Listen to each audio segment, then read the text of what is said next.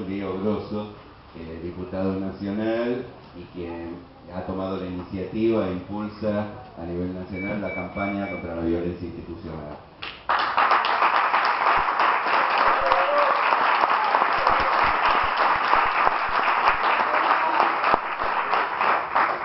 Bueno, en mi caso, estoy a cargo de este programa de derechos humanos en la Universidad de Moreno. Muchos me conocen, pero mi nombre es Edgardo Vinsko, algunos Eddie.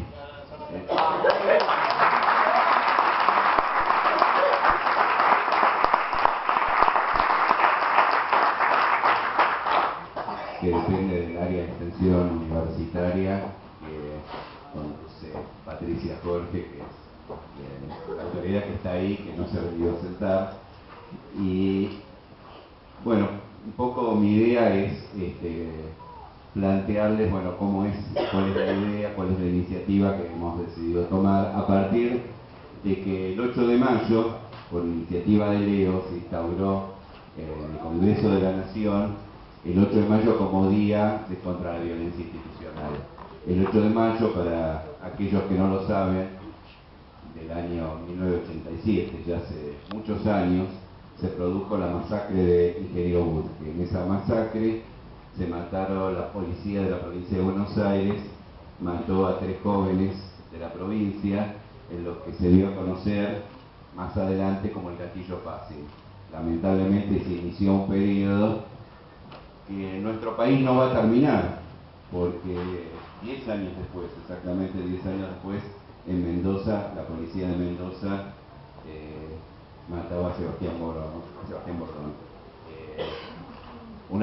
Como lamentablemente el hecho de la violencia institucional atraviesa distintos lugares de nuestra patria.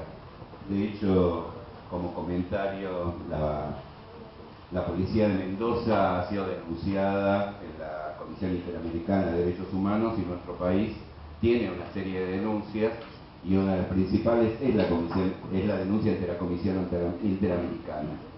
Y cuento esto como anécdota. A mí hace unos años me tocó dar una charla sobre derechos humanos en San Rafael, que es donde asesinaron a Sebastián.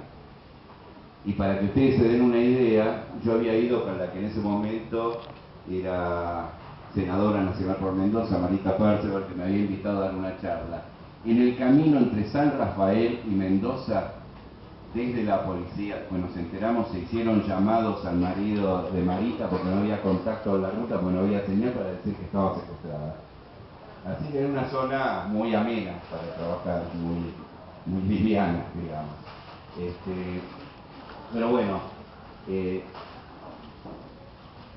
yo recordaba que en el lanzamiento que hizo Leo de la campaña institucional la semana pasada en el Congreso, cuando le tocó opinar y expresarse al legislador y ex canciller Jorge Tayana, él comentaba que América Latina era uno de los lugares más desiguales del mundo, pero a la vez era de los lugares y de las sociedades donde más se había avanzado en la lucha contra la desigualdad, y que desigualdad y violencia estaban íntimamente ligados. Y hay una responsabilidad del Estado fuerte en achicar los márgenes de desigualdad como una política de derechos. Y hoy, estuvimos con Leo en una conferencia de prensa, hoy en la legislatura porteña, se hizo una denuncia. Todos ustedes saben que hay una toma muy grande en Lugano, una toma de un montón de familias, muchas familias, la mayoría de la Villa 20 de Lugano, de esa zona, que había un compromiso de urbanizar, una ley que hay en la ciudad que obliga a urbanizar las villas, a dar respuesta a esa situación no tenía respuesta, había un gran predio y la gente lo tomó. El gobierno no hizo ni nada para evitar la toma, ni nada para darle respuesta, y hace días y días que miles de familias están ahí en situación de indigencia, sin ningún tipo de respuesta. Cuando expresiones sociales y la militancia política y social fueron a darle ayuda, una fiscal labró una denuncia diciendo que obstruían a la justicia y al desalojo de ese predio. Con esto, ¿qué quiero decir? Que mientras que en algunos lugares el Estado da respuestas y trata de acotar esa situación de desigualdad que genera violencia, que genera situaciones de violencia, porque después muchos sectores se preocupan más adelante porque los hijos de aquellos que no les damos bolilla, que están marginados, que están excluidos, generan situaciones de violencia. Pero hoy, cuando habría posibilidad de evitar eso, cuando habría posibilidad de dar una respuesta, cuando las instituciones del Estado le pueden dar una respuesta, algunas lo hacen teniendo políticas de educación, de salud, y otras le dan la espalda y tienen como respuesta un hecho de violencia institucional, que en este caso no viene del aparato policial, como muchas veces, sino de la estructura judicial del Estado de la Ciudad de Buenos Aires. Con esto quería también de alguna forma plantear que la violencia institucional es una violencia que se expresa desde distintas áreas del Estado. Se expresa en policía, se expresa en las cárceles, pero también se expresa en las áreas de educación, en las áreas de salud, en las distintas respuestas que se da a la sociedad, porque discriminar al otro es también un hecho violento, y las sociedades y las organizaciones del Estado muchas veces generan esta situación de violencia. A mí me tocó durante el periodo 2005-2007 ser secretario de Derechos Humanos en la provincia de Buenos Aires. Y notábamos, acá me acompaña Andrea Boque, que estaba a cargo de un área que era igualdad de oportunidades, cómo nos llegaban constantes denuncias contra distintos organismos del Estado que o generaban violencia o generaban hechos de discriminación fuertemente violentos. Esto se vivía con mucha virulencia, pero tuvimos yo tuve suerte. ¿Qué suerte tuve? Que conducía de quien dependía la policía en ese momento era el doctor Leonard Lanian. Como el doctor Leonard Lanian era el ministro de Seguridad de la provincia de Buenos Aires en ese momento, que había sido, tal vez muchos jóvenes no lo sepan, pero fue cuando se juzgó a la dictadura, a los responsables de la dictadura militar en el gobierno de Alfonsín al inicio de la democracia, fue uno de los miembros que condenó a las primeras juntas que gobernaron la dictadura militar durante el periodo 76-83, aunque después vinieron las leyes de nulidad y se retrocedió. Pero en ese momento Ordanian tenía una historia muy importante y él hizo un hecho que yo siempre lo reivindico, que es intentar reformar las estructuras represivas. ¿Por qué? Porque en la Argentina, a partir de lo que existió como dictadura militar, las estructuras como la policía, el servicio penitenciario y muchas de otras estructuras del Estado mantienen una estructura vertical como si fuera una forma de ejército, y en realidad son servicios sociales a la comunidad, algunos armados y otros no. Él lo que hizo fue en ese momento descabezó parte de esa estructura, puso civiles al frente de esto, y a mí me pasaba una experiencia interesante. Como yo conducía en ese momento la Secretaría de Derechos Humanos, cuando había un conflicto en una comisaría, el comisario, por temor a tener una sanción, llamaba a la Secretaría y pedía que yo mande un abogado de la Secretaría porque tenía que entrar a una celda donde había algún tipo de motín y de conflicto. Y para que no lo acusaran a él de estar violando derechos humanos, pedía que hubiera un abogado. Parece año verde esto, pero esto sucedía. Y a la vez existía lo que se llamó los foros de seguridad, donde había participación de la comunidad, y existió una auditoría interna de gente que venía del Poder Judicial. ¿Qué quiero decir con esto? Que esta problemática que vivimos, que se vive en distintos lugares, que se vive en Mendoza, que se vive hoy en Rosario, que se vive en Córdoba, que se vive en nuestro conurbano, de violencia de distintas formas, de distinto índole, es posible de ser subsanada, es posible de modificarse si existe la voluntad política de transformar esa realidad, y son procesos largos, no son procesos cortos. ¿Qué quiero decir con esto? Que si yo llevo adelante una gestión 2 años y a los 2 años cambia la autoridad política por la votación, y cambian la persona que está al frente de esa gestión y ponen a otro que piensa exactamente lo contrario y retrocedemos y no se transforma en una política de continuidad, entonces el retroceso es mucho peor que lo que venía antes, porque entonces aquel que fue sancionado está convencido de que alguna vez se va a volver para atrás, entonces dice, bueno, me la banco un tiempo, total, estos después se van y todo sigue. Estos problemas, que no solo existen en las fuerzas de seguridad, que existen también en cualquier organismo estatal que uno muchas veces intenta transformar para cambiar las normas y para que haya una mayor interacción con el vecino, con la vecina, para que no haya, sobre todo en los sectores más humildes de nuestra sociedad, un hecho más de violencia.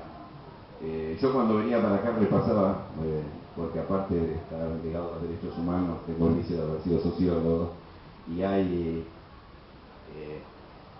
Max Weber, que fue como el padre de la sociología, dice que el Estado es el que tiene el monopolio de la violencia legítima. ¿Qué quiere decir? Que nadie puede hacer uso de la violencia sino el Estado. Ahora, el problema está que el Estado también es un espacio de disputa cultural, de disputa ideológica, de disputa de proyectos políticos, y entonces muchas veces ese monopolio de la violencia legítima se usa para seguir perjudicando a los más débiles, a los más pobres, a los que tienen menos recursos de todo tipo, y no se pone al servicio de una sociedad más equitativa, más igualitaria.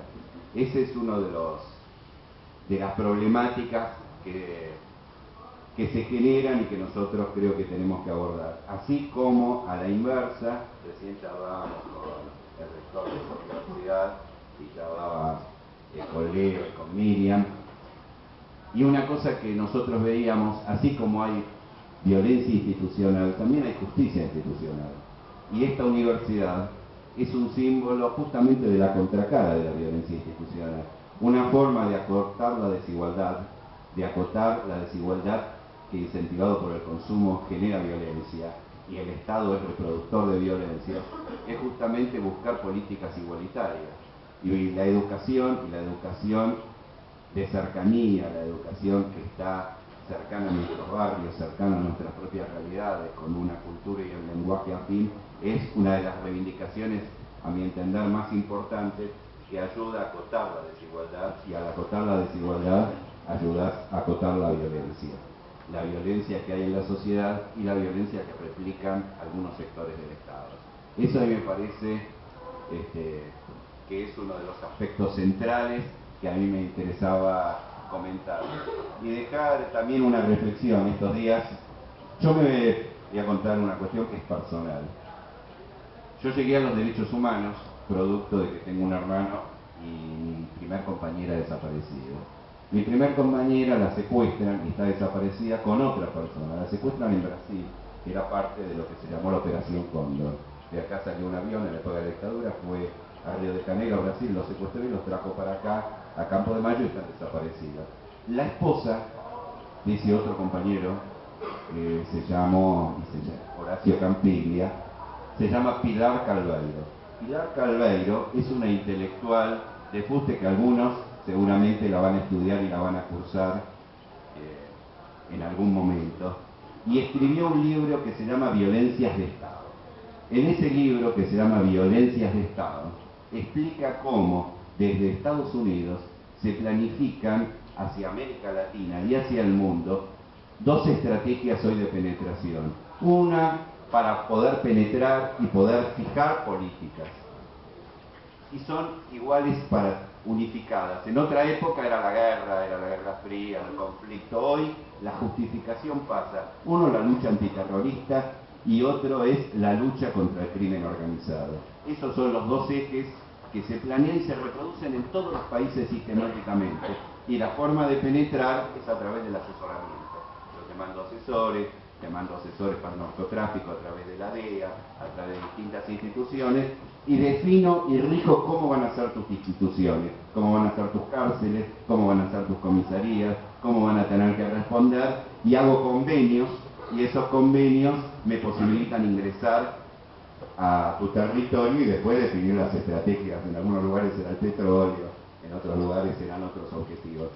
Pero a mí me interesaba decirles esto porque el estudio que ella hace, que es un estudio pormenorizado de casos en distintos lugares de América Latina y en particular en México, plantea esto, que la política de persecución al crimen organizado, que termina agarrando generalmente perejiles, es una política no casual, no aleatoria, no que hay en un país y no en otro, sino que es una política diseñada, planificada y organizada, a la cual muchos después van a capacitarse, van a hacer cursos, van a participar y se generan convenios, vínculos y relaciones.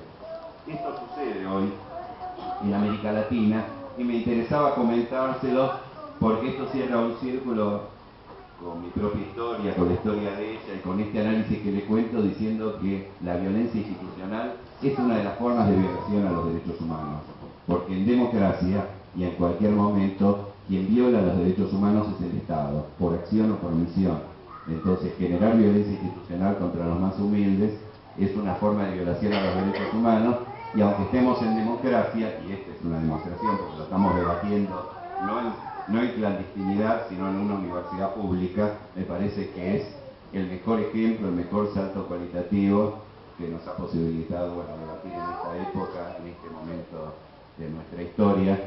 Y ahora, después de esta breve introducción, le quiero ceder el micrófono a Miriam para que